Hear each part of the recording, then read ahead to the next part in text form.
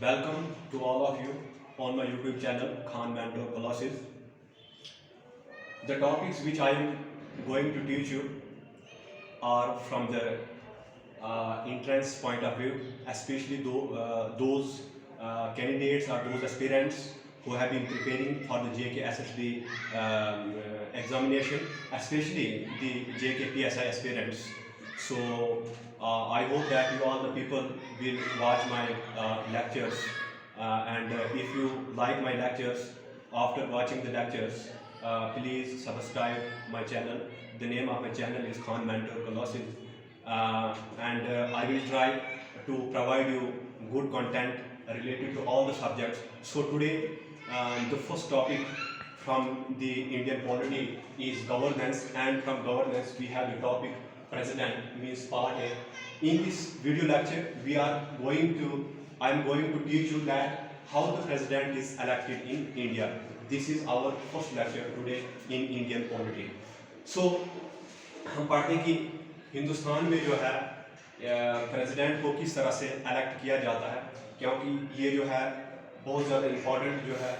इसके बाद जो है हम दूसरे पार्ट में जो प्रेसिडेंट के बारे में पढ़ेंगे कि इम्पीचमेंट प्रोसेस कैसे होता है, उसको कैसे रिमूव किया जाता है from the office of the president. So हमारा जो पहला टॉपिक है वो है how the president is elected in India. और मुझे उम्मीद है कि अगर आप पूरा लेक्चर देखेंगे तो आपको पसंद आएगा। अगर लेक्चर पसंद आएगा आपको तो मेरा चैनल सब्सक्राइब कीजिएगा, लाइक कीजिएगा।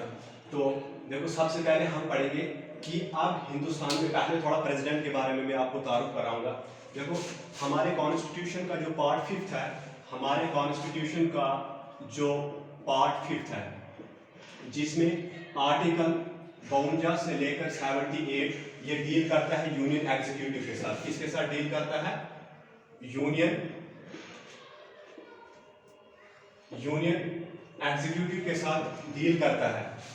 यानी हमारे कॉन्स्टिट्यूशन का जो पार्ट 5 है, जिसमें आर्टिकल 52 से लेकर 78 तक डील करता है यूनियन एग्जीक्यूटिव के साथ। अब यूनियन एग्जीक्यूटिव में क्या आ सकता है? आपको आएगा कि यूनियन एग्जीक्यूटिव में कौन कौन आते हैं। तो आपने देखना है the president, the vice president, the prime minister, council of minister, and then you have to write attorney general of India, जो यूनियन एग्जीक्यूटिव में आते हैं। इसमें हमारे कॉन्स्टिट्यूशन का जो पार्ट 5 है, जिसमें आर्टिकल 52 से लेकर 78 तक ये डील करता है यूनियन एग्जीक्यूटिव के साथ। अब यूनियन एग्जीक्यूटिव में हम किसके बारे में पढ़ने जा रहे हैं? हम पढ़ने जा रहे हैं प्रेसिडेंट के बारे में, कि प्रेसिडेंट को किस तरह से इलेक्ट किया जाता है। लेकिन थोड़ा प्रेसिडेंट के बारे में हम बता देंगे आपको। देखो, हमारे मुल्क में जो है वो पार्लियामेंट्री फॉर्म ऑफ गवर्नमेंट है। हमारे मुल्क में जो है, इंडिया में क्या है, पार्लियामेंट्री फॉर्म ऑफ गवर्नमेंट है, जिसमें जो प्राइम मिनिस्टर होता है वो रियल एग्जीक्यूटिव अथॉरिटी होता है। अगर आपको आ जाएगा कि हिंदुस्तान में जो है रियल एग्जीक्यूटिव अथॉरिटी कौन होता है, तो आपने लिखना प्राइम मिनिस्टर। अगर आपको आ जाता है कि नॉमिनल एग्जीक्यूटिव अथॉरिटी कौन होता है, तो आपने लिखना है प्रेसिडेंट। तो हमें पता चला कि हमारे मुल्क में जो प्रेसिडेंट है उसकी वो क्या है? Nominal executive authority. वो क्या है? Nominal executive authority. और रियल एग्जीक्यूटिव अथॉरिटी जो होता है वो काउंसिल ऑफ मिनिस्टर और प्राइम मिनिस्टर होता है। यानी पार्लियामेंट में जो गवर्नमेंट है, कोई भी जो काम करती है, कोई भी प्रपोजल तैयार करती है, कोई भी डेवलपमेंट का काम होता है, वो प्रेसिडेंट के नाम पे ही होता है, क्योंकि लास्ट में प्रेसिडेंट की साइनिंग होती है, उस साइन होती है। या आपको पता है कि कोई भी बिल जो है पार्लियामेंट में पास की जाती है, उसमें सबसे पहले क्या होता है कि प्रेसिडेंट जो है लास्ट में बिल को साइन करता है, वो बिल जो है लॉ में चेंज हो जाती है। ठीक है, तो हमें पता चला कि रियल एग्जीक्यूटिव अथॉरिटी जो होता है प्राइम मिनिस्टर होता है, और प्रेसिडेंट जो होता है वो नॉमिनल एग्जीक्यूटिव अथॉरिटी होता है। और आपको प्रेसिडेंट के बारे में पता है कि प्रेसिडेंट को फर्स्ट सिटीजन ऑफ इंडिया भी कहा जाता है। President is also known as first citizen of India. अगर आपको आ जाता है कि फर्स्ट सिटीजन ऑफ इंडिया कौन है, तो आपने 4 अलग अलग ऑप्शंस होंगे, तो आपने लिखना है फर्स्ट सिटीजन ऑफ इंडिया जो होता है वो ये प्रेसिडेंट होता है। उसके बाद अगर आपको देखो, प्रेसिडेंट जो होता है, president is also considered as a sign of unity, integrity and solidarity. तो अगर आपको आ जाएगा, देखो, यूनिटी, इंटीग्रिटी एंड सॉलिडेरिटी। तो आपको अगर इस तरह से आ जाता है who is considered in India, who is considered as the sign of unity, integrity and solidarity, तो आपने लिखना है प्रेसिडेंट। तो यानी तीन चीज आपको ये क्लियर आ गया कि प्रेसिडेंट के असली में जो स्टेटस जो होता है, प्रेसिडेंट की जो पावर जो होती है वो क्या होता है हमारे देश में, उसका जो रुतबा है वो क्या है, वो नॉमिनल एग्जीक्यूटिव अथॉरिटी होता है, जबकि रियल एग्जीक्यूटिव अथॉरिटी जो होता है वो प्राइम मिनिस्टर होता है।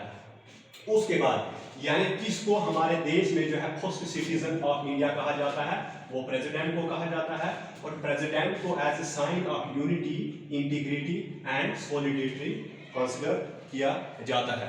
और उसके बाद हमने अब डायरेक्ट टॉपिक पे जाना है कि हिंदुस्तान में प्रेसिडेंट को इलेक्ट कैसे किया जाता है, means how the president is elected in India. This is very important from the examination point of view and also from the entrance point of view. So let us start that how the president is elected in India. Start. तो अब हमारे पास क्या है कि president को किस तरह से हिंदुस्तान में इलेक्ट किया जाता है। देखो आपने याद रखना है president is not elected by the direct elections, यानी प्रेसिडेंट की पोस्ट के लिए जो प्रेसिडेंट होता है उसके लिए कोई डायरेक्ट इलेक्शंस नहीं होते। डायरेक्ट इलेक्शन मींस कि हम जो आम सिटीजन, आम नागरिक हैं उसमें अपना वोट कास्ट नहीं करते हैं, बट इसके लिए इनडायरेक्ट इलेक्शंस होते हैं। इनडायरेक्ट इलेक्शन मींस यानी जिन एमएलएज और एमपीज को हमने बनाया होता है वही इसमें वोट डालते हैं प्रेसिडेंट के इलेक्शन में। इसलिए हम ऐसे लिख सकते हैं the president is not elected by the direct election, is not elected by the direct elections, यानी प्रेसिडेंट जो है डायरेक्ट इलेक्शंस के थ्रू जो है अपॉइंट यानी इलेक्ट नहीं किया जाता है, बट बाय इलेक्टोरल कॉलेज। इसके लिए कौन वोट कास्ट करता है, यानी इलेक्टोरल कॉलेज। प्रेसिडेंट के लिए वोट कौन करता है, इलेक्टोरल कॉलेज। अब हमने जानना है कि इलेक्टोरल कॉलेज में कौन कौन से आते हैं। सबसे पहले आपके पास इलेक्टोरल कॉलेज में कौन से आते हैं जो प्रेसिडेंट के लिए वोट कास्ट करते हैं, यानी हम पढ़ रहे हैं कि प्रेसिडेंट के लिए कौन वोट कास्ट कर रहा है। तो सबसे पहले the elected members of Lok Sabha, सबसे पहले यानी the elected members of Lok Sabha, ये पहली चीज आ गई जो प्रेसिडेंट के लिए वोट कास्ट करते हैं। दूसरा the elected members of Rajya Sabha, the elected members of Rajya Sabha, यानी हमें पता चला कि प्रेसिडेंट के लिए वोट कौन करता है, the elected members of Lok Sabha, the elected members of Rajya Sabha, and तीसरा the elected members of the elected members of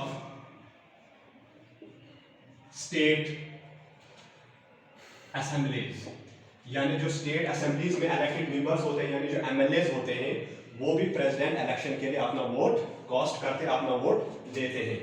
तीसरा क्या आ गया, द इलेक्टेड, यानी चौथा क्या आ गया, the elected members of assemblies of union territories, लेकिन कौन कौन से union territories, Delhi and Puducherry. Delhi और पुडुचेरी के जो इलेक्टेड मेंबर्स होते हैं वो भी इसके लिए, जैसे कि हम जानते हैं the elected members of state assembly, इसका मतलब है हर स्टेट असेंबली के जो यानी स्टेट के जो एमएलएज होते हैं वो भी प्रेसिडेंट इलेक्शन के लिए वोट अपना कास्ट करते हैं।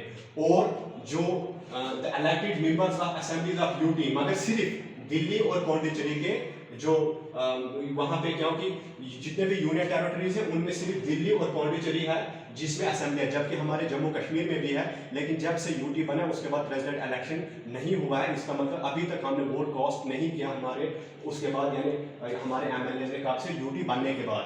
लेकिन अभी तक जो क्या है हम बुक्स में कि जो इलेक्टेड मेंबर्स होते हैं यूनियन टेरिटरी के, लेकिन सिर्फ दो यूनियन टेरिटरीज के, दिल्ली एंड पुडुचेरी के यानी दो यूनियन टेरिटरीज के जो एमएलए होते हैं वो भी प्रेसिडेंट इलेक्शन के लिए अपना वोट कास्ट करते हैं। तो हमें क्लियर हो गया कि प्रेसिडेंट इलेक्शन के लिए जो है वोट कौन कास्ट करता है। तो सबसे पहले हमने पढ़ा कि प्रेसिडेंट जो है वो डायरेक्ट इलेक्शन से हम उसको इलेक्ट नहीं करते हैं, बल्कि वो इलेक्टोरल कॉलेज होता है जो इसको इलेक्ट करता है। अब उस इलेक्टोरल कॉलेज में क्या आता है हमारे पास, इलेक्टोरल कॉलेज में आता है इलेक्टेड मेंबर्स ऑफ लोकसभा, यानी लोकसभा के इलेक्टेड मेंबर्स। उसके बाद आपके पास आ जाता है इलेक्टेड मेंबर्स ऑफ राज्यसभा, यानी राज्यसभा के मेंबर्स। उसके बाद आपके पास आ जाता है elected members of state assemblies, यानी तमाम जो स्टेट्स के जो एमएलएस होते हैं वो भी इसके लिए वोट कास्ट करते हैं। और उसके बाद जो 2 यूनियन टेरिटरीज होते हैं उनमें जो उनकी जो असेंबली है उसमें जो एमएलएस हैं वो भी इस प्रेसिडेंट इलेक्शन के लिए यानी प्रेसिडेंट के लिए अपना वोट जो है वो कास्ट करता है।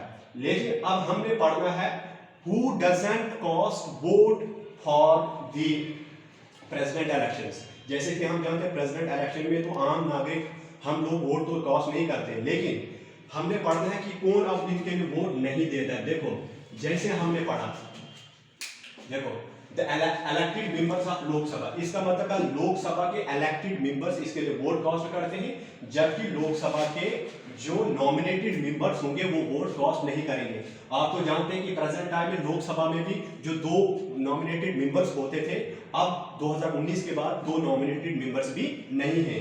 इस मतलब यानी प्रेसिडेंट इलेक्शन के लिए जो लोकसभा में जो नॉमिनेटेड मेंबर्स होंगे वो भी वोट नहीं कास्ट करते हैं।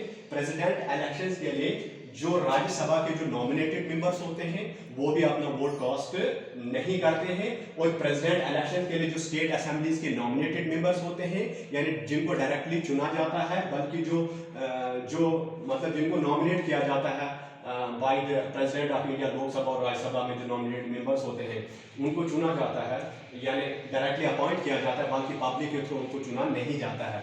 इसलिए नॉमिनेटेड मेंबर्स चाहे लोकसभा के हो, राज्यसभा के हो, स्टेट असेंबलीज के हो या दिल्ली और पौंडीचेरी यूटी यानी यूटी के जो होंगे नॉमिनेटेड मेंबर्स होंगे यानी असेंबली के, वो भी इसमें वोट अपना कास्ट नहीं करते हैं। यानी आई थिंक इसको लिखने की जरूरत नहीं है, बस आपने ये याद रखना है कि यानी इनमें से जितने भी इलेक्टेड मेंबर्स हैं लोकसभा, राज्यसभा, स्टेट असेंबलीज और यूनियन टेरिटरी दिल्ली और पौंडीचेरी के, वो जो है वो इलेक्टेड मेंबर्स प्रेसिडेंट इलेक्शन के लिए वोट कास्ट करेंगे।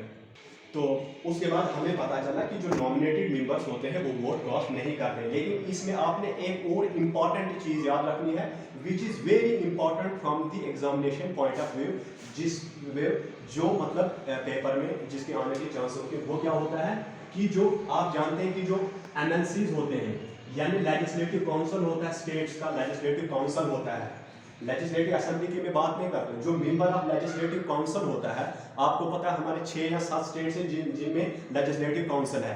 इसलिए लेजिस्लेटिव काउंसिल के नहीं इलेक्टेड मेंबर्स प्रेसिडेंट के लिए वोट कास्ट करते हैं और नहीं नॉमिनेटेड मेंबर्स प्रेसिडेंट इलेक्शन के लिए वोट कास्ट करते हैं। आपने याद रखना है कि जो प्रेसिडेंट इलेक्शन के लिए जो एमएलसीज होते हैं यानी एमएलसीज होते हैं, चाहे वो इलेक्टेड हैं या वो नॉमिनेटेड, उनमें से जो होंगे वो प्रेसिडेंट इलेक्शन के लिए वोट कास्ट नहीं करते हैं। I hope you understand. अब लास्ट चीज हमने प्रेसिडेंट इलेक्शन के बारे में समझनी है, वो क्या है। अब देखो हम प्रेसिडेंट इलेक्शन पे थोड़ा और आपको बताना चाहते हैं कि प्रेसिडेंट इलेक्शन को अब किस प्रोसेस से जो है वो मतलब जो है प्रेसिडेंट को इलेक्ट किया जाता है। सबसे पहले हमने पढ़ दिया पहले ही प्रेसिडेंट इलेक्शन के लिए क्या होता है, इनडायरेक्ट इलेक्शंस होते हैं। क्या होते हैं? इनडायरेक्ट इलेक्शंस होते हैं। दूसरा इसमें क्या होता है, रिप्रेजेंटेटिव प्रोपोर्शनलिटी होती है, यानी जो एमएलए होते हैं डिफरेंट स्टेट्स के जो एमएलए होते हैं उनकी वोट की जो कीमत होती है, इसमें उनकी वोट की जो वैल्यू होती है वो अलग अलग होती है। क्यों? क्योंकि वो स्टेट की पॉपुलेशन पे डिपेंड करता है। यानी आपको पता होना चाहिए कि प्रेसिडेंट इलेक्शंस के लिए जो एमएलए वोट कास्ट करते हैं, अलग अलग स्टेट्स के जो एमएलए होते हैं उनकी वोट की कीमत अलग अलग होती है प्रेसिडेंट इलेक्शन के लिए। उसके पास हमारे पास फार्मूला है। फार्मूला क्या है? देखो अब सबसे पहले आप लोगों को इतना क्लियर हो गया इनडायरेक्ट इलेक्शंस होते हैं, उसके value of vote of N MLA. एक एमएलए की वोट की क्या वैल्यू है, एक एमएलए की वोट की क्या वैल्यू है प्रेसिडेंट इलेक्शन में। आपको पता होना चाहिए, अगर स्टेटमेंट में आपको ऐसा आता है कि आपकी जो अलग अलग प्रेसिडेंट इलेक्शन में अलग अलग स्टेट्स के जो एमएलएस होते हैं उनकी वैल्यू सेम होती है, तो आपने क्रॉस करना है उस स्टेटमेंट को। अगर होगा कि अलग अलग एमएलएस के अलग अलग स्टेट्स के एमएलएस होते हैं, उनकी वैल्यू जो होती है वो अलग अलग होती है, यस आप उस स्टेटमेंट को टिक कर दें। क्यों? हमारे पास फार्मूला है। फार्मूला क्या है कि एक एमएलए की वोट की वैल्यू क्या होगी प्रेसिडेंट इलेक्शन में, वो क्या होता है, उसके लिए फार्मूला हमारे पास क्या है, यानी जिस स्टेट से यानी जिस स्टेट की असेंबली से वो बिलोंग करता है उस स्टेट की पॉपुलेशन क्या है, population of the state, population of state यानी उस स्टेट की पॉपुलेशन डिवाइडेड बाय यानी स्टेट की जो है value of vote of N MLA यानी स्टेट की पॉपुलेशन क्या है और उस स्टेट में नंबर, उस स्टेट की असेंबली में नंबर ऑफ इलेक्टेड मेंबर्स कितने हैं, divided by number of elected members यानी number of elected members in state assembly यानी उस स्टेट असेंबली में इलेक्टेड मेंबर्स यानी कितने एमएलएस हैं यानी इलेक्टेड एमएलएस इनटू 1/1000 यानी आपको पता चल गया कि जो प्रेसिडेंट इलेक्शन के लिए अलग अलग स्टेट्स की एमएलएस की जो वैल्यू होगी वो अलग होगी। वो किस पे डिपेंड करता है, वो स्टेट की पॉपुलेशन पे डिपेंड करता है। अब कैसे पता चलेगा कि आपको किस स्टेट की एमएलए की वैल्यू क्या होगी, उसके लिए आपके पास फार्मूला है। फार्मूला क्या है, पॉपुलेशन ऑफ स्टेट यानी जिस स्टेट असेंबली से वो बिलोंग करता है उस स्टेट की पॉपुलेशन डिवाइडेड बाय कि उस स्टेट असेंबली में कितने इलेक्टेड मेंबर्स हैं इनटू 1/1000। इस फार्मूले को यूज करके you can find out the value of N MLA, एक एमएलए की वोट की वैल्यू क्या होगी यानी प्रेसिडेंट इलेक्शन के लिए। लेकिन अब हमें पता है कि एमएलए के अलावा तो एमपी भी इसके लिए वोट कास्ट करते हैं। अब एमपी की वोट की वैल्यू क्या है, चलो हम देखते हैं उसके लिए फार्मूला। देखो value of vote of an MP, एक एमपी की वोट की वैल्यू क्या होगी, एक एमपी की वोट की वैल्यू क्या होगी, उसके लिए हमारे पास फार्मूला क्या है, उसके लिए हमारे पास फार्मूला यह है कि जितने भी जो एमएलए थे तमाम स्टेट्स के जो एमएलए थे उनकी वोट की वैल्यू को सम करके यानी value of votes of MLA of all the states and union territories like Delhi and Pondicherry यानी value of votes of all MLA यानी जितने भी जो एमएलए हैं उनकी वोट की वैल्यू यानी टोटल सम, तमाम जितने भी स्टेट्स के एमएलए होंगे उनकी वोट की वैल्यू को ऐड कर दिया जाएगा, सब जितने भी एमएलए हैं, तो value of votes of all MLA हर स्टेट के मिला के divided by number of elected members, number of elected members in Lok Sabha यानी Lok Sabha plus number of elected members in Rajya Sabha. यानी इस फार्मूले से आपको निकल जाएगा कि एक एमपी की वोट की क्या होगी प्रेसिडेंट, एक एमपी की वोट की वैल्यू क्या होगी प्रेसिडेंट इलेक्शन में। तो आपने लिखना है यानी फार्मूला आपके पास है कि जितने भी जो एमएलए हैं उनकी वोट की वैल्यू को ऐड कर दिया जाएगा, डिवाइड में क्या होगा कि number of elected members Lok Sabha में plus number of elected member Rajya Sabha में, आरएस मैंने लिखा यानी number of elected members in Rajya Sabha में, तो ये आ जाएगा आपके पास value of vote of an MP. तो आपको पता चल गया कि रिप्रेजेंटेटिव प्रोपोर्शनलिटी इसी को कहा जाता है कि जो अलग अलग जो एमएलए स्टेट के होते हैं उनकी जो वोट की वैल्यू प्रेसिडेंट इलेक्शन में होती है वो जो होते हैं स्टेट की पॉपुलेशन पे डिपेंड करता है। क्या हो सकता है एक एमएलए जो है वो वोट वहां पे कर रहा है, वो 1 लाख पॉपुलेशन को वहां पे रिप्रेजेंट कर रहा है, जिस स्टेट की आबादी ज्यादा होगी हो सकता है वो 3 या 4 लाख पॉपुलेशन को रिप्रेजेंट कर रहा है। इसीलिए ये जो है पॉपुलेशन ऑफ द स्टेट पे डिपेंड करता है। तो देखो हमने इनडायरेक्ट इलेक्शन के भी बारे में पढ़ लिया, रिप्रेजेंटेटिव प्रोपोर्शनलिटी के बारे में भी हमने पढ़ दिया कि रिप्रेजेंटेटिव प्रोपोर्शनलिटी का मतलब है कि जो एमएलए की वोट की वैल्यू है वो स्टेट के पॉपुलेशन पे डिपेंड कर रही है। लेकिन अब तीसरी चीज हमारे पास है, इसमें क्या होता है सिंगल ट्रांसफरेबल वोट होता है, यानी जो वोट कास्ट करते हैं वो क्या होता है single transferable vote, single transferable vote. और उसके बाद क्या है, उसके बाद जो तीसरी चीज क्या है इनडायरेक्ट, पहला इनडायरेक्ट, दूसरा रिप्रेजेंटेटिव प्रोपोर्शनलिटी, तीसरा सिंगल ट्रांसफरेबल वोट, चौथा secret ballot system, secret ballot system. अब हमने इन दोनों टर्म्स को क्या करना है, समझने की जरूरत है। अब देखो सिंगल ट्रांसफरेबल वोट का मतलब यहाँ पे क्या हुआ। देखो प्रेसिडेंट इलेक्शन के लिए, प्रेसिडेंट का जब इलेक्शन होता है तो क्या करते हैं, जितने भी एमएलए होते हैं, जितने भी एमपीज होते हैं, उनको हर एक को सपोज है कि पर्ची दी जाएगी जिसपे जो प्रेसिडेंट इलेक्शन के लिए जो इलेक्शन कॉन्टेस्ट करते हैं प्रेसिडेंट के लिए, सपोज क्या होगा, सिंगल ट्रांसफरेबल वोट को आप समझने की कोशिश कीजिएगा। फॉर एग्जांपल मेरे पास एक पर्ची है, यानी इस पर्ची में 4 कैंडिडेट हैं जो प्रेसिडेंट का इलेक्शन लड़ रहे हैं। एक आ गया कैंडिडेट ए, एक आ गया कैंडिडेट बी, एक आ गया कैंडिडेट सी और एक आ गया कैंडिडेट डी। यानी these are the 4 candidates who are contesting the election for president, जो प्रेसिडेंट के लिए इलेक्शन क्या कर रहे हैं, लड़ रहे हैं। अब ये पर्ची जो है हर एक एमएलए को, हर एक एमपी को थमा दी जाएगी बारी बारी, ठीक है। तो वो जो बारी बारी दी जाएगी, तो वो जो सिंगल बंदा है, वो जो बंदा है जिसको पर्ची दी जाएगी, वो प्रेफरेंस के हिसाब से सबको वोट डालेगा। यानी उसका पहला प्रेफरेंस होगा, दूसरा प्रेफरेंस होगा, तीसरा प्रेफरेंस होगा, चौथा वो बोलेगा, वो बंदा जो है एक ही बंदा जो है, सिंगल का मतलब है यानी एक ही बंदा है, प्रेफरेंस के हिसाब से सबको वोट डाल रहा है। यानी वो बोल रहा है मेरी मर्जी है कि बी जो है प्रेसिडेंट बनना चाहे, अगर बी ने बनेगा तो ए बनना चाहे, ए ने बनेगा तो सी बनना चाहे, सी ने बनेगा तो डी बनना चाहे। सपोज आप इसके लिए राउंड्स होंगे, क्या राउंड्स होंगे, देखो पहले प्रेफरेंस में किसको कितने वोट पड़े, फिर दूसरे प्रेफरेंस में कितने पड़े। अब यहाँ पे प्रेसिडेंट इलेक्शन को जीतने के लिए इलेक्टोरल कोटा चाहिए, इलेक्टोरल कोटा चाहिए, ELECTORAN, electoral quota, electoral quota. Electoral quota का मतलब क्या होगा, आपको इतना पता होना चाहिए कि प्रेसिडेंट इलेक्शन जीतने के लिए इलेक्टोरल कोटा चाहिए।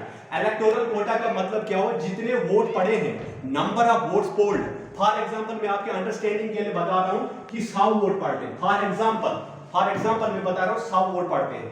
Number of votes polled, formula क्या इलेक्टोरल कोटा का, नंबर ऑफ वोट्स पोल्ड, यानी वोट कितने पोल हुए डिवाइडेड बाय 1 का मतलब है कि एक सीट चाहे ना, यानी प्रेसिडेंट तो एक ही बनाना है, इसका मतलब है एक सीट चाहे, प्लस 1 आपने लिख देना है फार्मूले में, तो प्लस यहाँ पे 1, यहाँ पे इसका मतलब है सपोज वोट पड़े हैं 100। फॉर एग्जांपल नहीं तो जबकि एक ही वोट की जो है एमपी की वोट की वैल्यू, एक ही एमपी की वोट की वैल्यू 708 आती है, और अलग अलग स्टेट्स के एमएलए की वैल्यू अलग अलग है, वो तो लाखों में गिनती चले जाते हैं। लेकिन आपको समझाने के लिए फॉर एग्जांपल मैं बोल रहा हूं कि वोट पोल कितने हुए, 100 वोट पोल हुए, तो 100 डिवाइडेड बाय 1 प्लस 1, ये आ गया 2 प्लस 1, तो 100 डिवाइडेड बाय 2 वो आ जाएगा 50 प्लस 1, यानी 49। इसका मतलब है अगर 100 वोट पोल हुए तो जो 49 वोट लेगा, यानी 49 वोट लेगा वही प्रेसिडेंट बनेगा।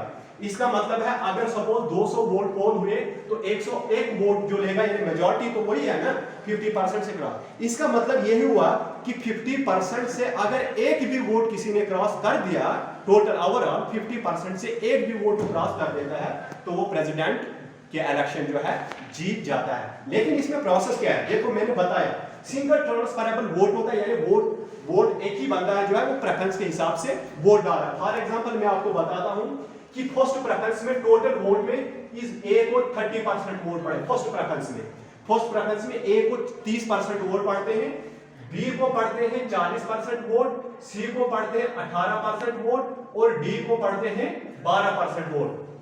आई थिंक ये 100 हो जाता है, 40 से 70 80 82 18 हो गया 100। अब देखो यानी 100%, यानी अब देखो यहां पे क्या होगा, यानी फर्स्ट प्रेफरेंस मैंने कहा कि एक ही बंदा जो है, यानी हर बंदे के पास जब ये बैलेट जाएगा, वो पर्ची जाएगी, तो प्रेफरेंस के हिसाब से सबको वोट डालेगा। वो बोलेगा कि मेरी मर्जी है कि बी जो है प्रेसिडेंट बनना चाहे, फिर अगर बी ने बनेगा तो ए बनना चाहे, ए ने बनेगा तो सी बनना चाहे, सी ने बनेगा तो डी बनना चाहे। अब यानी कि आप देखो फर्स्ट राउंड क्या देखा जाएगा कि फर्स्ट प्रेफरेंस में किसको ज्यादा वोट पड़े। अब हमें यहां पता चलता फर्स्ट प्रेफरेंस में बी को ज्यादा वोट पड़ा, और उसके बाद ए को ज्यादा वोट पड़ा, और उसके बाद सी को पड़ा, और उसके बाद डी को पड़ा। अब क्या किया जाएगा, अब इस रेस में, पहली वाली रेस में क्या है, ये जिसको सबसे कम वोट है वो रेस से बाहर हो जाएगा। क्या हो जाएगा, रेस से बाहर हो जाएगा, यानी उसके वोट जो है वो ट्रांसफर हो जाएंगे बाकी तीन को ऊपर वालों को ट्रांसफर, इसीलिए कहा जाता है सिंगल ट्रांसफरेबल वोट। एक ही बंदा दे रहा था, यानी हर एक बंदा जो है वो सबको प्रेफरेंस वाइज वोट देगा, तो इसमें क्या होगा, जो सबसे कम है उसके वोट अब क्या हो जाएंगे, वो ट्रांसफर हो जाएंगे ऊपर वालों को। फॉर एग्जाम्पल 12% था ना, इसको 12% में इसको मिला 6%, इसको मिला 6%, इसको मिला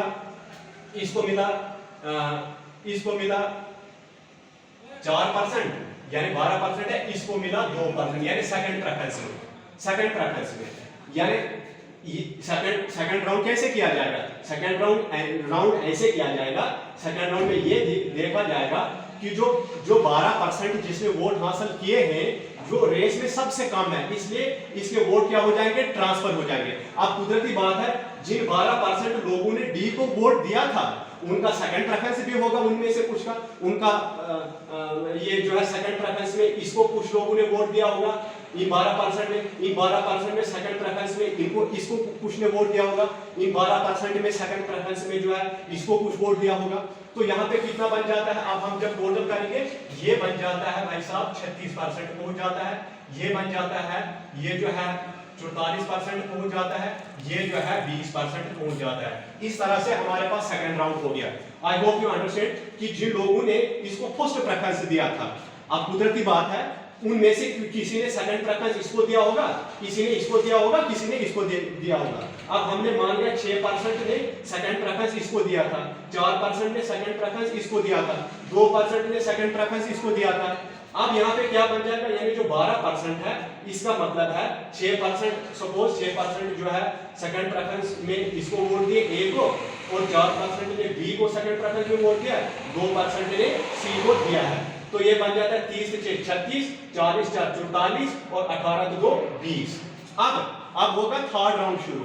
सेकंड राउंड हो गया, अब थर्ड राउंड में देखा जाएगा कि सबसे कम वोट अब इन तीन में से किसको है, सबसे कम वोट जो है यहाँ पे ये बंदा, यानी 36%, 44 तो 20%। अब 20% वाला क्या हो जाएगा, रेस से बाहर हो जाएगा, और जो 20% जिन्होंने सेकंड प्रेफरेंस में जिन्होंने 20% इसको वोट डाला है, कुदरती बात है थर्ड प्रेफरेंस में उन्होंने थर्ड प्रेफरेंस कुछ लोगों ने इसको दिया होगा, और थर्ड प्रेफरेंस कुछ लोगों ने इसको दिया होगा जिन्होंने सेकंड प्रेफरेंस में इसको, क्योंकि हमारा थर्ड राउंड चल रहा है। आप देखो इसमें सपोज हम कर देते हैं, यानी 20%, यानी 20% को आप अलग अलग कर दो, यानी जिन लोगों ने 20% ने इसको सेकंड प्रेफरेंस दिया था उन्होंने थर्ड प्रेफरेंस में रख लेते हैं। थर्ड प्रेफरेंस में क्या है कि 12% जो है वो बी को दिया था, कितना परसेंट, यानी 12% बी को दिया था, और 12 8 कितना बचा 20, और 20% और 8% जो है वो ए को दिया था। यानी थर्ड राउंड, यानी जिन लोगों ने सेकंड प्रेफरेंस में इसको 20% वोट आए, सेकंड प्रेफरेंस में इसको 20% वोट आए, तो कुदरती बात है जिन लोगों ने सेकंड प्रेफरेंस में जिन्होंने इसको 20% वोट आए, अब कुदरती बात है जिन्होंने थर्ड प्रेफरेंस, अब उन 20% में से थर्ड प्रेफरेंस उन्होंने कुछ लोगों ने ए को दिया होगा, कुछ लोगों ने बी को थर्ड प्रेफरेंस दिया होगा। तो हम मान लेते हैं कि 20% में जो थर्ड प्रेफरेंस जो दिया है वो ए को 8% लोगों ने दिया है, और यानी इसी 20% में इन्होंने जो थर्ड प्रेफरेंस दिया है बी को जो है यानी 12% लोगों ने थर्ड प्रेफरेंस दिया था।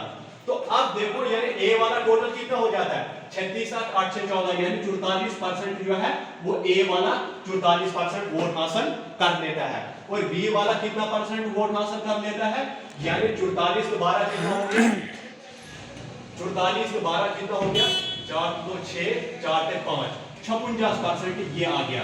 अब जब 50% से एक ज्यादा जिसने वोट ले लिया, इलेक्टोरल कोटा गेन कर लिया, अब ये जब 56% पहुंच गया, इसका मतलब है बी वाला बंदा जो है वो प्रेसिडेंट जो है वो बन जाता है। बी वाला बंदा जो है उसने इलेक्टोरल कोटा गेन कर दिया है। इलेक्टोरल कोटा में क्या था, जितने वोट पोल हुए थे डिवाइड बाय 2 + 1, यानी 50% से एक भी ज्यादा जिस बंदे ने वोट ले लिया वो प्रेसिडेंट बन जाता है। तो इस तरह से बी ने क्या कर दिया, 56% वोट हासिल कर दिए, जिसकी वजह से ये प्रेसिडेंट जो है वो बन जाता है। यानी हमने सिंगल ट्रांसफरेबल में ये पढ़ा कि भाई साहब जो राउंडिंग होगी फर्स्ट प्रेफरेंस में हमने देखना है कि कितने फर्स्ट प्रेफरेंस में सबसे ज्यादा वोट किसको पड़े, अब सबसे कम किसको वोट पड़े, जो सबसे कम वाला है उसका वोट जो होगा ट्रांसफर हो जाएगा बाकी ऊपर वाले जो कंपटीशन में है।